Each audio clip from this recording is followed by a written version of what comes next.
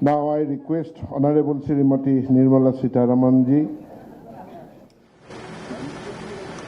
Pradhanamantri will just got to travel to his left. 𝐶𝐞𝐬𝐲, 𝐶𝐵𝐻𝐻𝐺, Baichant Pandaji, and all of the dignitaries in the dais.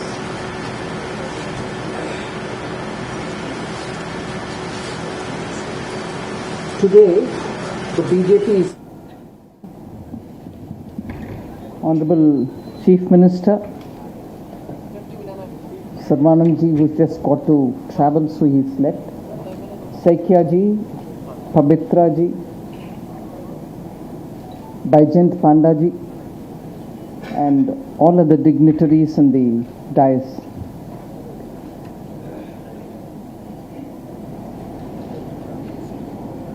Today, the BJP is placing before the people of Assam its Sankalp Patra, the manifesto before any election.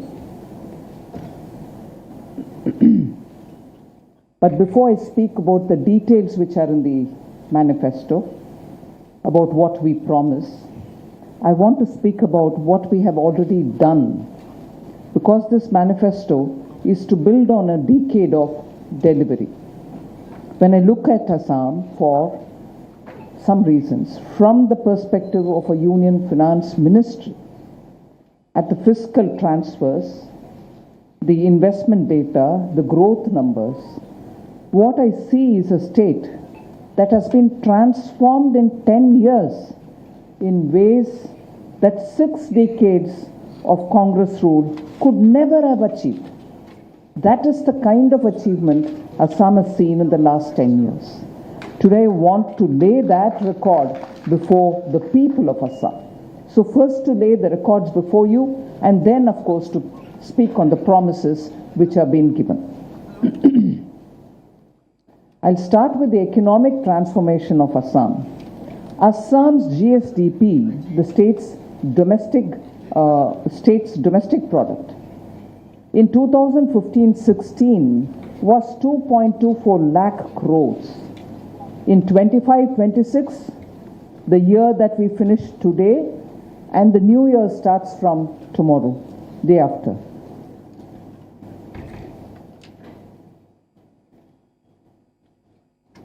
'15-16 was 2.24 lakh crores. 25-26, which is ending today, stands at 7.41 lakh crores. This is a 3.3 times increase in a decade, within 10 years. Assam is today one of the fastest growing economy among the states that we know. Then, per capita income, so it is important that people derive the benefit. So per capita income has risen from 2020-21 I'm comparing. In 2020-21, it was 1.03 lakh rupees. Today, that is for the year end 24-25,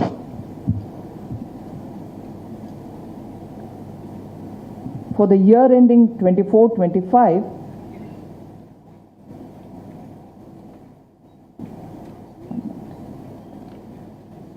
it is 1.59 lakh rupees. 1.03 has become 1.59 lakh rupees. 54% increase in just 4 years. The fiscal numbers are also equally stark. Assam's share of central tax devolution in the latter years of Congress rule was approximately 10,000 crore per year under Congress. In 25-26, this year, which we end today, that figure is 50,000 crores, 5 times more than what it was in the last year of Congress. 2014, since 2014, total central transfers to Assam, tax devolution plus grants in aid, amount to total of 5.61 lakh crores, and tax devolution alone is 3.12 lakh crores. Grants, of course, is 2.49 lakh. In addition to this, the special scheme for building capital investments for building assets for the states, Assam has received 27,000 crore as 50-year interest-free loans since 2020. Interest-free, 50-year loan, you don't have to repay for 50 years. That amount from the center, 27,000 crore. So when you talk of double-engine government, it is not without reason. These are the kind of benefits a state gets because the kind of planning which happens between the state, understanding the requirement of the state and funding it accordingly. Let me give you 3 examples of what industrial transformation means for Assam. Tata Electronics semiconductor plant in Jagi Road, Moregaon, which is very close from here, India's first indigenous semiconductor assembly and testing facility is being created, a 27,000 crore investment. 27,000 crore investment expected to produce 48 million semiconductor chips per day. That's the capacity of what they can produce.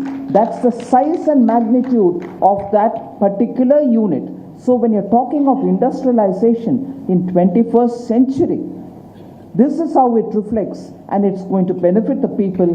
And how does it benefit the people? 25,000 to 27,000 jobs being created because of that particular unit. And the irony to state, but I'm not surprised, is Congress opposed this unit. Congress party opposed this unit, and this entire project they didn't want. Of course, they will do it, right? They don't look at issues which are going to be long-term for development of the state, but that is how their politics is. The Numaligarh refinery expansion, tripling of capacity from 3 MMTPA to 9 MMT, million metric tons per annum, at a cost of 34,000 crore rupees. Look at the size of investment which is coming into Assam. And this single project will meet the petroleum deficit for the entire Northeast. That one unit is going to serve the entire Northeast petroleum requirement. Namrup, ammonia urea plant, which has been revived under the leadership of the current Chief Minister, Himanta Biswa Sarma. How much was that revival? 10,601 crore investment in Dibrugarh, reviving what the Congress allowed to decay and die. It was in such a pathetic situation. And it has taken nearly 4 years of the chief ministers working with the central government and getting it revived. What a fantastic example for what a state can do if the leadership and the party which rules it can lead the state towards. Now, of course, I'll share something which was in a way personal, but it is so relevant for Assam, and I will say this. I visited this Jhangi Road unit, Tata OSAT facility, and there it is all clean rooms, precision equipment, and global standard manufacturing. And you heard me just say how much of investment, how much of jobs, and what is the number of chips which are going to come out of it every day. There, I met up with somebody called Vaswati Sarma Bhor, who works there as a head of regional strategy and ecosystem development. She was actually having a well-established career in Canada. She chose to leave that and come to Assam. She came back to Assam, not out of compulsion, but out of opportunity. Because the opportunity was now here and it is her home. There are many such Assamese who are seeing today the opportunity which is being created for young Assam people, and they are leaving all their global careers and coming here because they want to serve the state with the quality and the expertise that they have. It was so touching. She came back to Assam, not out of compulsion, I repeat, because there is opportunity, and opportunity is being created in Assam. That's what it means in terms of human touch and inclusivity. The inclusivity cannot just be spoken, it has to be shown like this. for people from different parts of the world belonging to Assam coming back here. So, an Assamese professional working in one of the most advanced technological fields in the world, who looked at what is being built in Assam today and decided that this is where she wants to be, this is where the future is. That is why younger people come back. We are not just creating jobs for the local youth, though we are doing that at an unprecedented scale. So we are building an ecosystem so advanced, so globally competitive, that Assamese talent settled across the world is choosing to come back to be at home. Now, I move on to talking about the infrastructure revolution. I know the CM and the rest of them have to go to do their campaigning, but I think it's worth repeating before the media, infrastructure revolution that has happened. Congress built 3 major bridges across Brahmaputra in 50 years. But BJP has built 9 with 5 more in pipeline in just 10 years. That single comparison actually captures everything. The Bogibeel Bridge, conceived in 1985, delayed for 30 years under the Congress rule, inaugurated by Prime Minister Modi in 2018. The work and its speed acquired after Congress left and BJP came into power. The Dhubri-Phulbari Bridge, at a cost of 4,997 crores, 19-kilometer long Brahmaputra Bridge, will cut the travel from 200 to 19 kilometers. The Kumar Bhaskar Verma Setu travel time from North Guwahati to the city went down from 90 minutes to just 15 minutes. These are the kind of meaningful asset creation which has happened for public good, which has got to be noticed and remembered, particularly at an election time. And we are building India's first road cum rail tunnel under the Brahmaputra, an engineering marvel. The Gopur Numaligarh tunnel, Cabinet had approved it in February 2026, which will cut a 6-hour journey to just 20 minutes. 6-hour long journey cut down to 20 minutes. This was literally unthinkable under Congress because they don't think for future. 24,000 kilometers of roads have been upgraded. The railway budget, I want to speak about this for a minute. The average annual railway budget, for the Northeast, entire Northeast, under the UPA was 2,122 crores.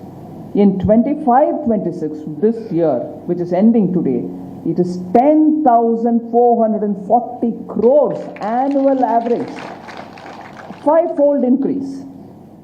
Under BJP, 1,840 kilometers of new railway tracks have been commissioned in the entire Northeast. In Assam, 100% electrification, rail electrification has been achieved. Imagine if we were running on diesel or on any other fuel, you would still have some minor disruptions. Today, because of electricity, railways run peacefully, no disruption. The Northeast first Vande Bharat Express now runs between Guwahati and New Jalpaiguri. Aviation Udan scheme operationalized airports, 4 airports, Jorhat, Tezpur, Lilabari and Rupsi. 4 airports that Congress had left dormant. They could have revived it for better connectivity of the Northeast, better connectivity of Assam. Waterways, I don't need to say, the world's longest river cruise, MV Ganga Vilas, benefited Assam. Here's a line, you may think it's a bit of a philosophical line, but I want to say it. Earlier, a reference of rivers in Assam meant, oh floods, oh problem, oh challenge, oh the dredging of the sand and so on. No, but BJP under the Chief Minister, guided by Honorable Prime Minister, saw an opportunity and said river water cruising. Get tourism back to Assam. Let it be the gateway for the entire Northeast. Inland waterways improved. Now I come to the most sensitive. Peace. Everything that you do depends on stability and peace that prevails in the state. Assam today is at peace. Assam continues to show peace is sustainable.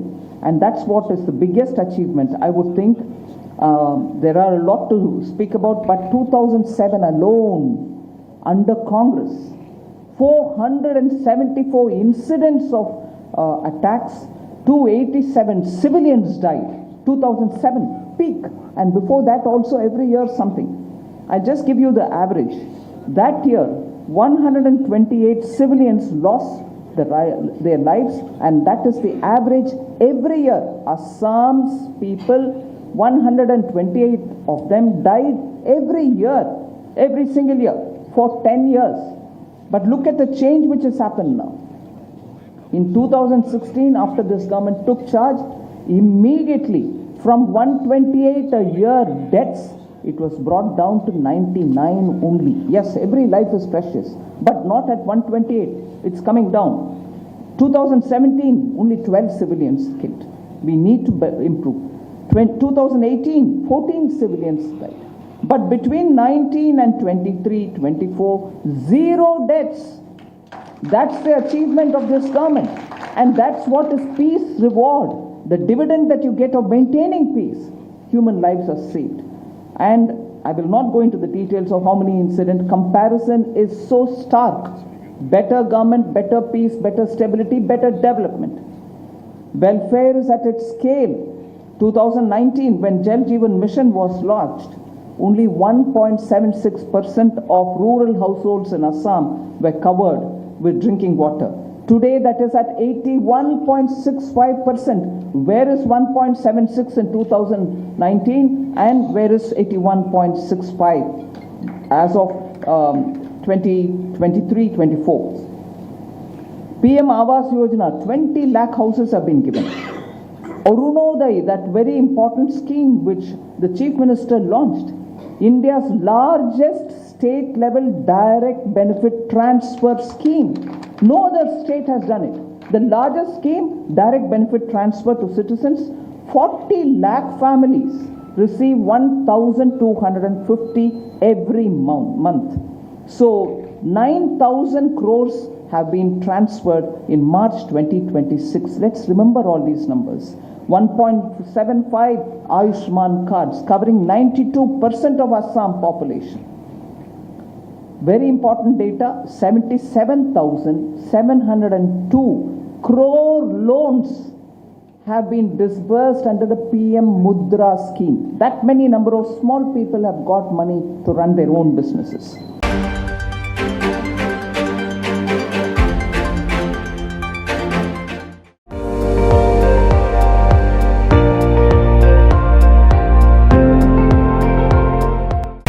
আপুনি চাই আছে ND24 সৰ্বশ্ৰেষ্ঠ নহয় সৰ্বোত্তমৰ দৌৰত।